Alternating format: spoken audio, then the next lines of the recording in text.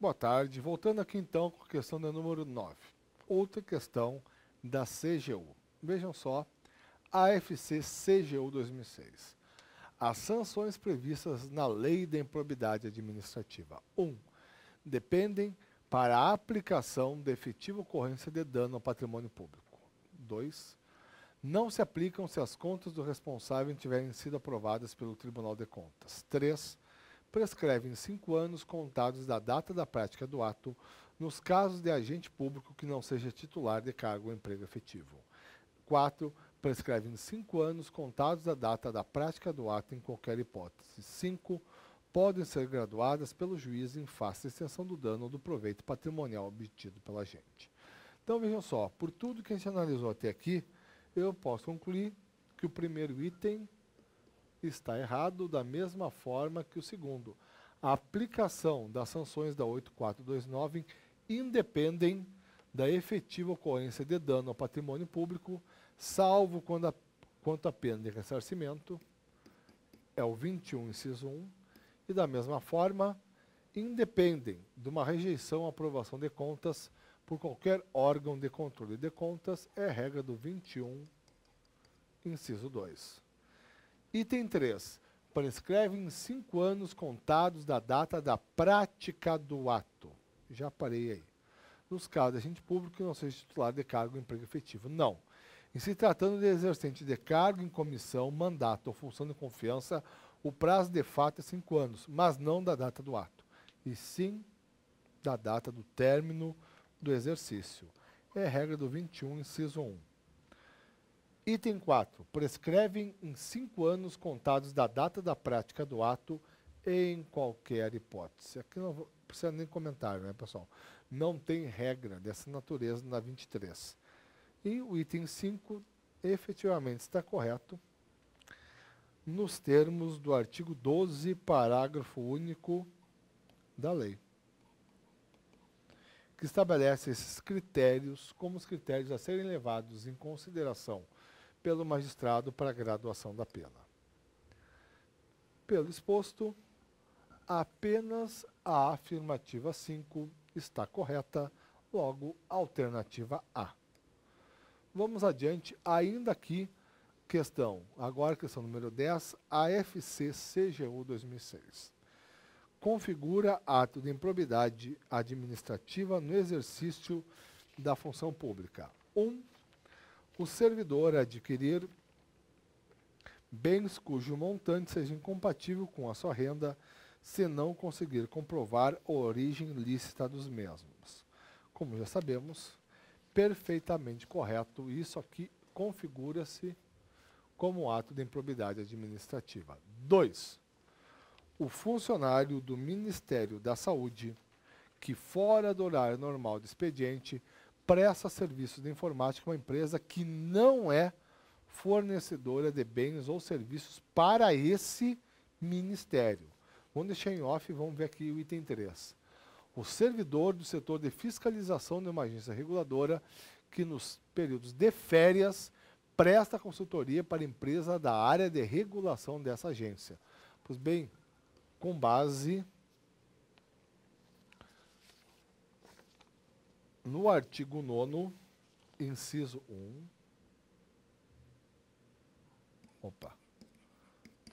Artigo 9º, inciso 8.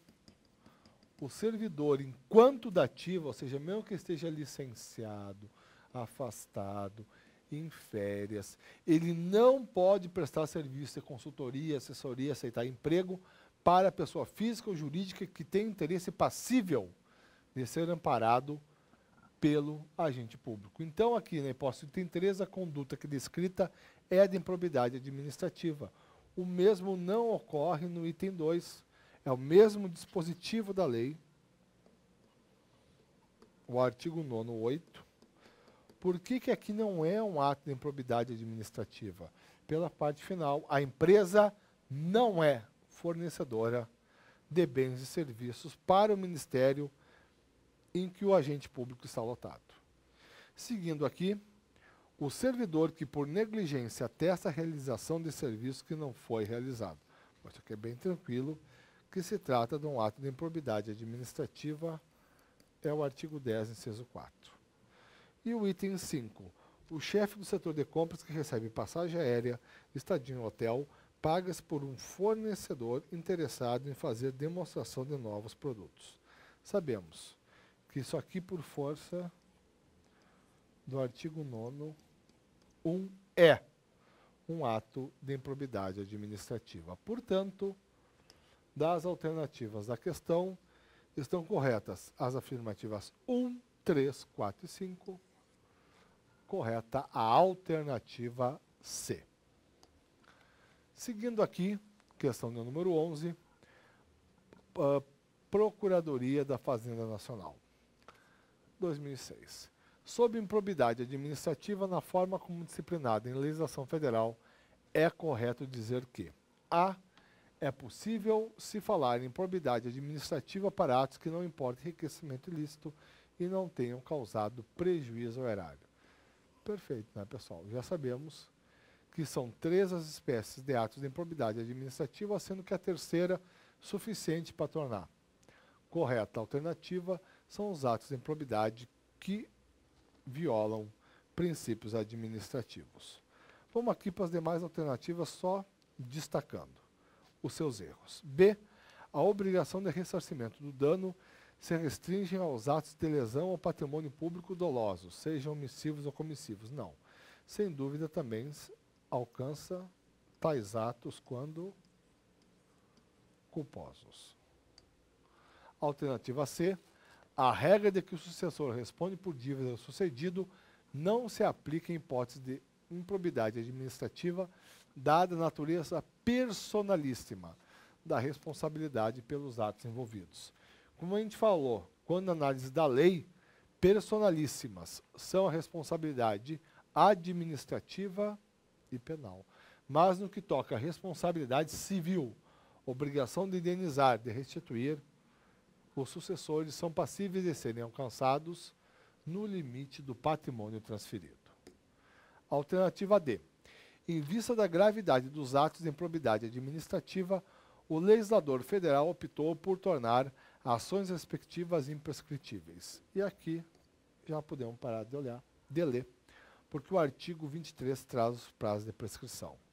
E aí, tecnicamente, somente o servidor público pode praticar. Não.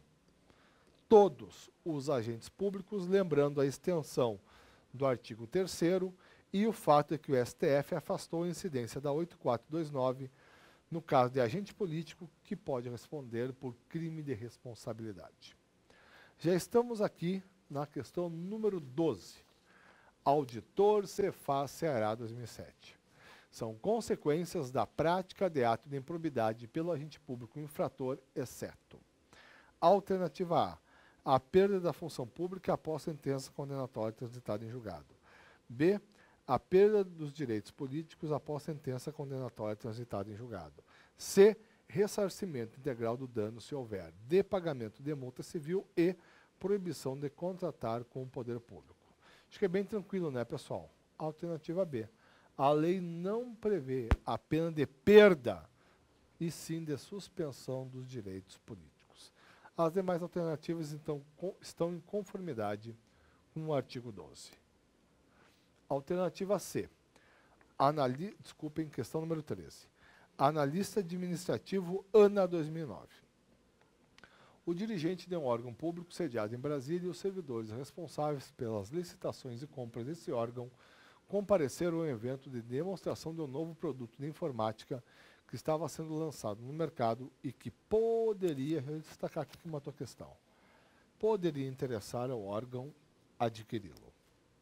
O evento ocorreu em um hotel resort situado no Nordeste e as despesas de transporte, hospedagem e alimentação desses agentes públicos foram custeadas pela empresa fornecedora do produto porque o órgão público não dispunha de verba para tanto. Esse tipo de conduta dos agentes públicos. A. É lícita porque o órgão não dispunha de verba para pagar as diárias que são devidas nos deslocamentos do interesse do serviço. B. Configura ato de improbidade administrativa que causa lesão ao erário. C. Configura ato de improbidade administrativa somente na hipótese de o produto vir a ser adquirido pelo órgão por preço superior de mercado. D. Não configura ato de improbidade administrativa porque agiram no interesse do órgão e não no interesse pessoal deles. E. Configura ato de improbidade administrativa que importa enriquecimento ilícito no exercício da função. Sabemos, né, pessoal? É isso efetivamente que ocorre por força do disposto no artigo 9º, inciso 1, e friso, mesmo que, no caso aqui, o produto não venha a ser adquirido pelo órgão em questão. Basta que o órgão pudesse tê-lo adquirido em virtude do seu interesse. Vamos aqui, penúltima questão, questão 14, a FRB 2010. Quanto à disciplina da Lei de Improbidade Administrativa, Lei nº 8429, de 2 de junho de 92, é incorreto afirmar. A. Vamos aqui alternativa por alternativa. Considera-se agente público todo aquele que exerce, ainda que transitoriamente ou sem remuneração, por eleição, nomeação, designação, contratação ou qualquer outra forma de investidura ou vínculo, mandato, cargo, emprego ou função nas entidades mencionadas no artigo 1º da lei. Está correta a alternativa A. Essa definição se amolda à perfeição ao conceito do artigo 2º. B. Aplicam-se também as disposições da lei de improbidade no que couber aquele que, mesmo não sendo agente público, induza ou concorra para a prática do ato de improbidade ou dele se beneficie sob qualquer forma, direta ou indireta. Perfeito. Também está correta a alternativa B, em virtude do disposto no artigo 3º. C. O Supremo Tribunal Federal excluiu da sujeição à lei de improbidade administrativa os agentes políticos que estejam sujeitos ao regime de crime de responsabilidade. Na verdade, isso aqui foi considerado certo pela ESAF. Na verdade, a vida não foi bem assim. A decisão foi mais restrita que aquela que a gente comentou na aula e que é a forma como a ESAF trabalhou a matéria. Então, para a ESAF, nós podemos simplificar a vida e trabalhar a matéria exatamente assim. Se o agente político pode responder por crime de responsabilidade, não está sujeito à lei de improbidade administrativa. Não é que isso está errado, que eu vou esperar uma questão do CESP. Bom, para a ESAF é isso aqui, nós estamos falando de curso especificamente. Agora, para a banca, para a ESAF é justamente o que eu coloquei sem aprofundar dentro do curso teórico. Para quem for fazer uma prova do CESP, cabe fazer uma ou duas considerações, mas aí isso aí nós vamos ver na questão pertinente. D. Ocorrendo lesão ao patrimônio público por ação ou omissão dolosa culposa do agente de terceiro, dar-se-á o integral ressarcimento do dano e, no caso de enriquecimento ilícito, perderá o agente público ou terceiro beneficiário os bens ou valores acrescidos ao patrimônio. Perfeito, também está correto. Sobrou a D. Desculpem aí. Tratando-se de penalidades personalíssimas, em nenhuma hipótese poderá o sucessor ser alcançado por sanções previstas na lei de improbidade administrativa. Sabemos que pode, no que toca ao dever de indenizar ou reparar, nos termos do artigo 8º da lei de improbidade. Última questão, questão 15, auditor fiscal do trabalho 2010. Um funcionário público regido pela lei 812/90 praticou um ato regular e ilícito, qual era de sua competência e de interesse da empresa que prestava serviços para o órgão no qual ele trabalha. Pela presteza e boa vontade que cumpriu a sua obrigação, a empresa beneficiada ofereceu-lhe passagem e hospedagem por 3 dias no resort de luxo, com tudo incluso, todas as refeições e bebidas. Ele aceitou a oferta e a utilizou. Nesse caso, o funcionário A não poderá ser punido penalmente porque não recebeu vantagem devida para a prática de um ato no exercício das funções. O que recebeu foi uma espécie de reconhecimento pela presteza no cumprimento do dever funcional. B. Não poderá ser punido na esfera penal, civil e administrativa porque a vantagem lhe foi oferecida após a prática do ato administrativo. Teria cometido, no máximo, uma infração de natureza ética. C. Não poderá ser punido nas esferas penal, civil e administrativa, porque o ato administrativo que praticou foi regular, ilícito e se inseria no âmbito de suas atribuições. D. Poderá ser punido penalmente por crime de corrupção passiva, civilmente por ato de improbidade administrativa, administrativamente por ter recebido uma vantagem devida, em razão de suas atribuições e eticamente por ter descumprido uma proibição estabelecida no Código de Ética Profissional do Servidor Público Civil do Poder Executivo Federal. Vejam bem, essa resposta correta trata de mais elementos do que a gente viu aqui na 842992, que a gente separou aqui na improbidade, mas de fato, tá, pessoal? É muito complicado. Quem aceitar essa viagemzinha de graça aí, pode responder, vamos assim dizer, nessas 4 esferas de responsabilização: administrativa, civil, penal, e dentro da administrativa também em termos éticos, por violação do Código de Ética, no caso, Código de Ética do Servidor Público do Poder Executivo Federal. E aí, então, não tem fundamento nenhum, sem dúvida o servidor pode, na verdade, deve ser punido também administrativamente.